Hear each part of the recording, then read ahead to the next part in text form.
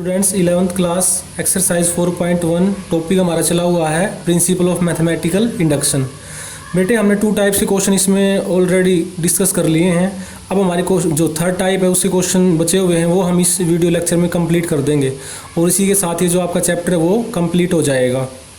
ठीक है, तो इसमें जो नेक्स्ट टाइप उसमें क्या है, एक स्टेटमेंट गिवन होगी, उसमें नेचुरल नंबर इन्वॉल्व होगा और आपको प्रूव करना होगा कि वो जो स्टेटमेंट है किसी नेचुरल नंबर से डिविजिबल होगी या वो जो स्टेटमेंट है किसी नेचुरल नंबर की क्या होगी, मल्टीपल होगी। तो जो क्वेश्चन नंबर 19 है आपका, उसमें क्या स्टेटमेंट है, n into n plus 1 n plus 5 is a multiple of 3, ये प्रूव करना है आपको। ठीक है, इस स्टेटमेंट को आप दूसरे शब्दों में ऐसे भी लिख सकते हो, n into n plus 1 n plus 5 is divisible bye 3। जैसे ये 6 है, 6 के जब आप फैक्टर बनाओगे तो क्या बनेंगे 2 and 3। तो इसको हम ना दो तीन तरीकों से लिख सकते हैं। जो 6 है ना वो मल्टीपल होगा किसका, 2 का। ठीक है, और इसको ऐसे भी बोल सकते हैं हम, जो 6 है वो डिविजिबल होगा बाय 2 और जो 2 है वो क्या है, फैक्टर है किसका, 6 का। इन तीनों में से कोई भी सेंस हम लगा सकते हैं यहाँ पर। ठीक है, तो मल्टीपल ऑफ 3 होने का मतलब ये है कि वो जो कंप्लीट एक्सप्रेशन है वो डिवाइड हो जाएगा किससे, 3 से। एक तरीके से आपको ये प्रूव करना है। ठीक है, तो अब आप इसका प्रूफ देखो, for n is equal to 1 के लिए, तो ये जो एक्सप्रेशन 1 है इसमें आप n को 1 रखो और सिंप्लीफाई करो, 12 आएगा। तो क्या जो 12 डिवाइड हो जाएगा 3 से, हो जाएगा, विच इज मल्टीपल ऑफ 3, यानी जो 12 है मल्टीपल है 3 का। ठीक है ना, यानी 3 जो है 12 का क्या है, एक फैक्टर है। ठीक है, तो इसका मतलब क्या होगा, जो स्टेटमेंट Pn है वो ट्रू हो गई for n is equal to 1 के लिए। अब सेकंड स्टेप आएगा आपका, let us assume that Pn is true for n is equal to k। Therefore expression 1 में अगर आप n को k से रिप्लेस करोगे तो ये जो कंप्लीट एक्सप्रेशन है ये क्या हो जाएगा, मल्टीपल हो जाएगा किसका, 3 का। ठीक है, तो इसका मतलब क्या हुआ, ये जो कंप्लीट एक्सप्रेशन है मैं इसको किसके इक्वल, ये एक्सप्रेशन मल्टीपल ऑफ 3 हो जाएगा। ठीक है, तो इसका मतलब क्या हुआ, इस एक्सप्रेशन का 3 क्या होगा, एक फैक्टर होगा, यानी कि इस एक्सप्रेशन के जितने भी फैक्टर होंगे उनमें से 3 भी एक फैक्टर जरूर होगा।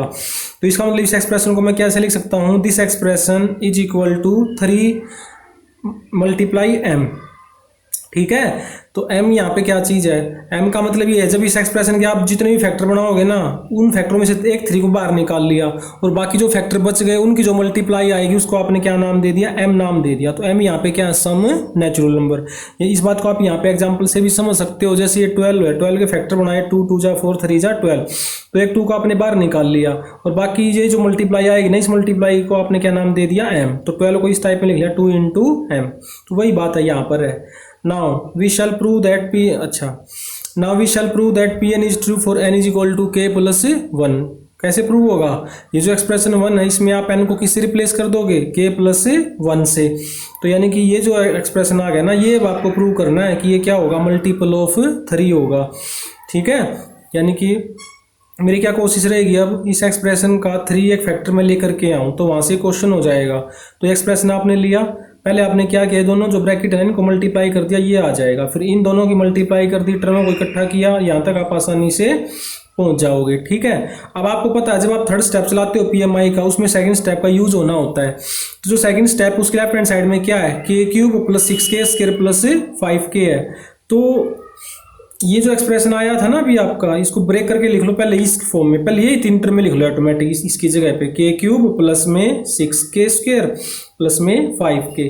तो ये 3 टर्म में लिखने के बाद अब इसको इन दोनों को इक्वल बैलेंस रखने के लिए एक k क्यूब आ चुका है, 9 थे ना यहाँ पे, 6 लिख लिया मैंने, तो 3 रहेगा ना, 3k स्क्वायर और लिख लिया, 5 आ चुका है 5k, तो 15k लिख लिया प्लस में 12। ऐसा करने से क्या बेनिफिट होगा, एक्सप्रेशन 2 का हम इजिली यूज कर पाएंगे। ठीक है, अब ये जो एक्सप्रेशन है ना जिसको मैं अंडरलाइन कर रहा हूँ, एक्सप्रेशन 2 का यूज करेंगे। एक्सप्रेशन 2 का यूज करने से पूरा किससे हट जाएगा, 3m से हट जाएगा।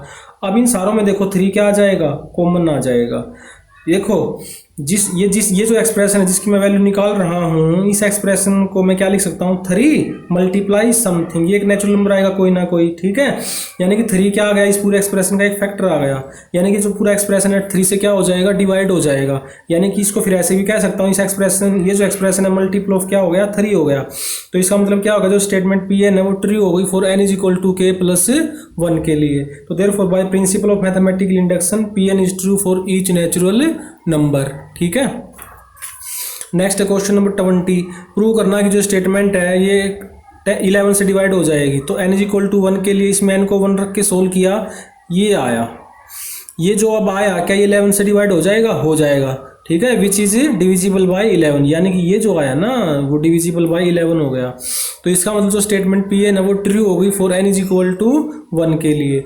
Late us assume that P N is true for n is equal to k। Expression 1 में n को k से रिप्लेस कर दिया आपने, ठीक है। और 3 अगर ये n को k से रिप्लेस करने के बाद आप क्या कह रहे हो कि ये डिवाइड हो जाएगा किससे, 11 से। इसका मतलब 11 क्या होगा, इसका एक फैक्टर, मतलब इसके जितने भी फैक्टर होंगे उनमें 11 भी एक फैक्टर होगा। तो इसको मैं कैसे लिख सकता हूँ, this is equal to 11 into बाकी जो फैक्टर बच गए उनकी जो मल्टीप्लाई आएगी उसको मैंने क्या कह दिया, m कह दिया, ठीक है। Where m is some natural number. ये सेकंड स्टेप कंप्लीट हो गया आपका। अब थर्ड स्टेप में आप प्रूव करोगे कि जो स्टेटमेंट पी एन है कंप्लीट ये ट्रू होगी for n is equal to k plus 1 के लिए। उसके लिए फिर आपको क्या प्रूव करना पड़ेगा, इस कंप्लीट स्टेटमेंट में आप क्या करोगे, k को n को किससे रिप्लेस कर दोगे, k प्लस 1 से, यानी कि आपको ये प्रूव करना पड़ेगा कि ये डिवाइड होगा किससे, 11 से। अब ये जो एक्सप्रेशन है ना इसको सोल्व करो आप। अब इसको सोल्व करोगे थर्ड स्टेप में तो सेकंड स्टेप का यूज होना है। सेकंड स्टेप में देखो आप 10 की पावर क्या है, 2k माइनस 1 है, तो इस यहाँ पे पावर को लिख लो तोड़ के, 10 की पावर 2k माइनस 1 लिख लो। और बैलेंसिंग करने के लिए प्लस 1 है तो प्लस 1 माइनस 1 ऐड किया तो प्लस 1 भी ऐड होगा। तो देखो अब आप, यानी कि ये 10 raise to power 2k plus 1 है ना, उसको मैं ऐसे लिख सकता हूँ, यानी कि मैंने ये फॉर्म बनाई यहाँ पे। ऐसा लिखने से क्या बेनिफिट होगा, नेक्स्ट स्टेप में यूज होएगा उसका। और आप चेक भी कर सकते हो, 2 माइनस 1 वापिस प्लस 1 आ जाएगा, ठीक है। अब ये ना इसको ब्रेक करके लिख लो, 10 raise to power 2k minus 1 को as a one term treat कर लिया into 10 raise to power 2 plus 1। अब एक्सप्रेशन 2 से देखो आप, 10 raise to power 2k minus 1 की वैल्यू क्या आएगी, 1 को राइट साइड में शिफ्ट कर दो, तो यानी 10 raise to power 2k minus 1 की जगह पे मैं क्या लिख सकता हूँ, 11m माइनस 1, और 10 रेज टू पावर 2 यही होगा प्लस 1, यूज किया एक्सप्रेशन 2 का। अब ये 10 रेज टू पावर 2 क्या हो जाएगा, 100 को अंदर ले गए और टर्म इसको सिंप्लीफाई किया, ये आ गया। इन दोनों में से क्या कॉमन आ जाएगा, 11।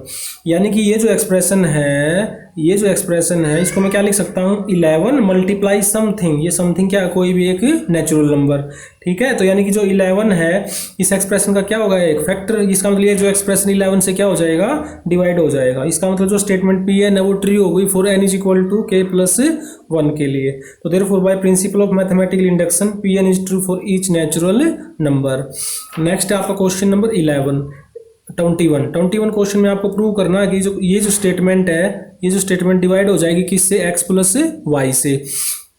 तो सबसे पहले n को 1 रखा आपने, n को 1 रखा तो x square minus Y square formula होता है, ये आपको लोअर क्लासेस में आपने लर्न किया हुआ है। इसको एक्सपेंड करो, x minus Y X plus Y, यानी कि n को जब इसमें आपने 1 रखा और सोल्व किया तो आपने क्या देखा कि ये जो एक्सप्रेशन है इसकी वैल्यू क्या है, इसको हम दो फैक्टर की फॉर्म में लिख पा रहे हैं, x माइनस वाई और दूसरा x प्लस वाई, यानी कि दोनों ही इसके क्या है, फैक्टर हैं, यानी कि दोनों से डिवाइड हो जाएगा। हमें तो किसके लिए चेक करना है, इसके लिए। तो यहाँ से आप क्या कह सकते हो, which is divisible by x plus Y, यानी जो कंप्लीट एक्सप्रेशन है किससे डिवाइड हो जाएगा, आपका x प्लस वाई से। तो इसका मतलब जो स्टेटमेंट पी एन है n इज इक्वल टू 1 के लिए क्या हो गई, ट्रू हो गई। Let us assume that P N is true for n is equal to k। n को k रख दिया आपने और अज्यूम कर लिया कि n is equal to k के लिए स्टेटमेंट ट्रू है। ट्रू होने का मतलब n को k रखने के बाद x raise to power 2k minus y raise to power 2k divide हो जाएगी, divisible by x plus Y.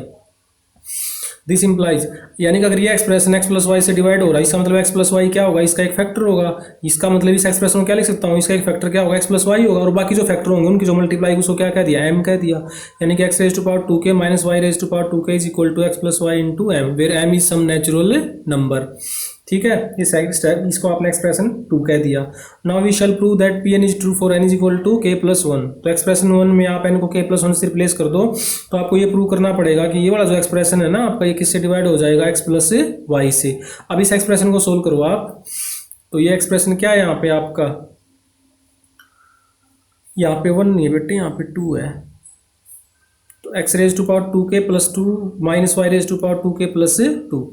अब यहाँ पे देखो है एक्सप्रेशन जो 2 है वहाँ पे x की पावर 2k है, तो इसको ब्रेक करके लिख लो यहाँ पे पावर को, x की पावर 2k इंटू x की पावर 2, ऐसे ब्रेक करके लिख लिया क्योंकि उसका यूज होना है ना सेकंड स्टेप का उस फॉर्मेट में। तो यहाँ पे आपकी चॉइस है, या तो y को ब्रेक कर लो या x को, दोनों में से किसी एक को कर लें आप।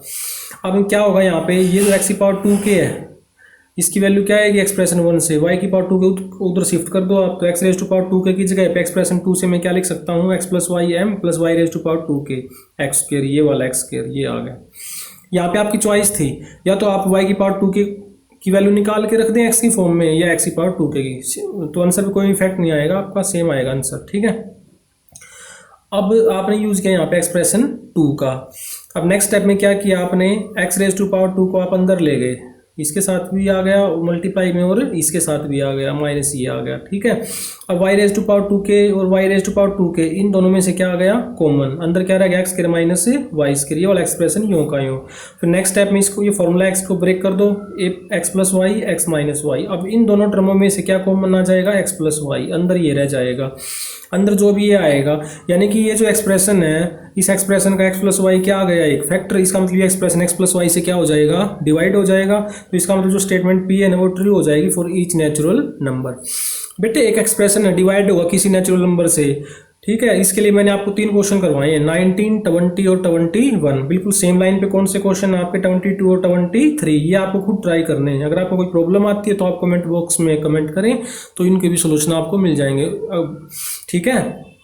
नेक्स्ट है इसके बाद आपका क्वेश्चन नंबर 24 में जो है ना इनइक्वालिटी का साइन है, तो आपको प्रूव करना है कि 2n + 7 is less than n + 3 whole square. तो इसको आपने एक्सप्रेशन क्या नाम दे दिया 1। तो n = 1 को के लिए left hand side of inequality क्या होएगी 9 आया, right hand side of inequality में n को 1 रखा तो 16 आया। तो जो 9 है वो लेस हो गए ना 16 से, तो इसका मतलब क्या होगा n = 1 के लिए जो लेफ्ट हैंड साइड ऑफ 1 है इनइक्वालिटी की वो लेस आ गई किससे राइट हैंड साइड से। तो इसका मतलब जो P है वो ट्रू हो गई फॉर n = 1 के लिए।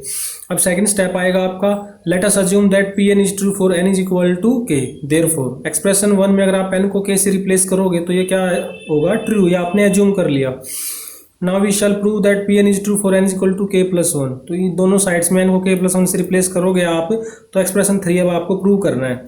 अब इनइक्वालिटी वाला क्वेश्चन और भी किया था हमने इससे पहले, तो उसी टाइप में अब हमें ऑब्जर्व करना है यहाँ पे। जैसे ये जो एक्सप्रेशन 3 हमें लेकर के आना है, इसकी लेफ्ट हैंड साइड में क्या है 2k में क्या ऐड हो रहा है 9 है, और जो एक्सप्रेशन 2 हमने जूम कर लिया कि बोथ साइड इक्वल है वहाँ पे क्या है 7 है। तो यहाँ से मुझे एक आइडिया मिल गया कि एक्सप्रेशन 2 में बोथ साइड ऐड कर दूँ मैं क्या 2, लेफ्ट साइड में भी और राइट साइड में भी। तो लेफ्ट साइड में या एक्सप्रेशन 2 में 2 ऐड करोगे तो 2k + 9 हो जाएगा, और राइट साइड में ये आ गया। यहाँ पे फॉर्मूला एक्सपेंड कर दिया आपने a² k² + 9 + 6k + 2, टर्म को कलेक्ट किया तो क्या होगा k² + 6k + में 11, ठीक है। यहाँ तक देखो जो आपको एक्सप्रेशन 3 प्रूव करना है ना उसकी लेफ्ट उस इनइक्वालिटी की लेफ्ट साइड तो ये आ गई, राइट साइड अभी आपको बनानी है। अब आप ये देखो लेफ्ट साइड में इसको एक्सपेंड करके देखो k + 4 होल स्क्वायर को, तो ये क्या आ जाएगा आपके पास k² + 4 का स्क्वायर 16 + 2a भी करोगे तो 8k हो जाएगा, इकट्ठा करोगे तो क्या आएगा k² + 8k + 16, यानी कि k + 4 होल स्क्वायर की वैल्यू क्या आई k² + 8k + 16, ठीक है।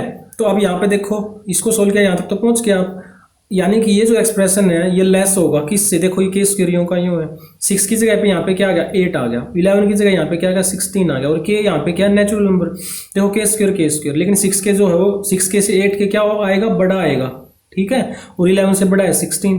तो इन दोनों का अगर आप कंपैरिजन करो तो इसका मतलब ये वाला जो एक्सप्रेशन है ये छोटा होगा किससे इससे, इसका मतलब इसको ऐसे लिख सकता हूँ, यानी कि ये जो एक्सप्रेशन है k + 4 होल स्क्वायर से क्या होगा छोटा। देखो ये वाला जो एक्सप्रेशन है वो लेस है इससे, ठीक है, और ये वाला जो एक्सप्रेशन है वो लेस है इससे। देखो 3 एक्सप्रेशन आ गए अभी यहाँ पे हमारे पास, ये वाला एक्सप्रेशन छोटा है इससे और ये वाला एक्सप्रेशन छोटा है इससे। तो पहले और तीसरे में क्या रिलेशन आया, तो पहला जो होगा लेस हो जाएगा इससे, क्यों वो लेस हो जाएगा ना, यहाँ से आप देख सकते हो क्यों हो जाएगा, क्योंकि जो बीच वाले की जो वैल्यू आई है ना वो छोटी है इससे, यानी कि इसकी जो वैल्यू ये आई वो इस एक्सप्रेशन की जो ये वैल्यू आई ये वाली ये छोटी हो गई इससे, ठीक है, और ये बड़ी है इससे। तो पहले और तीसरे में क्या रिलेशन आएगा, फर्स्ट जो होगा इनइक्वालिटी वाला वो लेस हो जाएगा तीसरे वाले से। तो Pn ट्रू होगी फॉर n = k + 1 के लिए। तो therefore by principle of mathematical induction जो स्टेटमेंट Pn होगी वो ट्रू हो जाएगी फॉर ईच नेचुरल नंबर। बेटे इसी के साथ जो चैप्टर आपका 4th वो कंप्लीट हो गया है, ठीक है। तो जो नेक्स्ट जो हम स्टार्ट करेंगे 11th क्लास का जो चैप्टर होगा वो चैप्टर होगा आपका फर्स्ट चैप्टर सेट्स। तो नेक्स्ट जो वीडियो लेक्चर हमारा बनेगा वो सेट्स के ऊपर बनेगा, और इस चैप्टर में आपकी किसी क्वेश्चन में कोई प्रॉब्लम आती है तो आप कमेंट बॉक्स में कमेंट करें, उसके सॉल्यूशन आपको मिल जाएंगे। अगर आपको वीडियो पसंद आया तो लाइक करें, शेयर करें और सब्सक्राइब करें। Thank you.